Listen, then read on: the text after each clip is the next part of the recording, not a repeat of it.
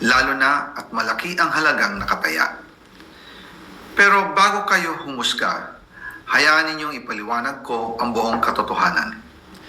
Matagal akong hindi nagsalita dahil may direktang utos sa akin. Huwag nang bumalik ng Pilipinas at manahimik na lamang. Umalis ako noong July 19, 2025 para sa aking medical check-up. Nakaplanong bumalik pagkatapos ng SONA ni Pangulo. Pero habang papauwi na ako, tinawagan ako ni dating Speaker Martin Romualdez at sinabihan, "Stay out of the country. You will be well taken care of as instructed by the President." Noon naniniwala pa ako sa kanila, kaya't hindi ako bumalik. Tumikom ang aking bibig, sumunod ako, pero ang hindi ko alam, ang ibig pala nilang sabihin sa aalagaan ka namin ay gagamitin ako bilang panakipbutas sa kanilang kampanya laban sa korupsyon. Ginawa nila akong poster boy ng kanilang sariling kasinungalingan. Ngayon, hindi na ako mananahimik, ilalabas ko ang lahat ng katotohanan. May resibo, may ebidensya, at may pangalan. Nagsimula ito nung tumawag si Sekmina Pangandaman sa akin nung nagumpisa ang BICAM process last year, 2024. Ang sabi niya, katatapos lang ng meeting nila ni Pangulo at may instructions na mag-insert or magpasok ng 100 billion worth of projects sa BICAM. At sinabi pa ni Sekmina, you can confirm with Yusek Adrian Bersamin dahil magkasama sila sa meeting ni Pangulong BBM noong araw na yon. Tinawagan ko po agad si Yusek Adrian Bersamin at tinanong ko kung may instruction nga ba ang Pangulo na magpasok ng 100 billion during their meeting. Ang sabi niya ay totoo nga po. Right after our conversation, tinawagan ko po si dating Speaker Martin Romualdez at nireport ko ang instructions ng Presidente to insert the 100 billion projects. At sinabi niya sa akin, what the President wants, he gets.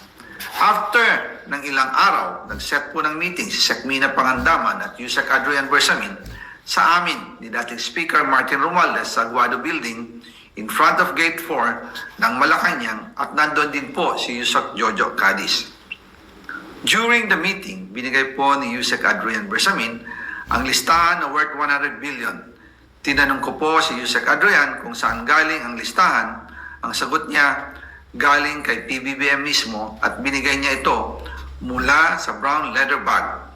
Nung sinabi po ni Yusek Adrian Bersamin, yung brown leather bag, naalala ko noong nasa Singapore kami right after the elections of May 2022 sa Hilton Hotel, kami ni dating Speaker Martin and PBBM habang pauwi at pabalik ng Pilipinas, hinabol ng PSG ang brown leather bag at ang sabi ni PBBM, maiwan na lahat, wag lang ang brown leather bag.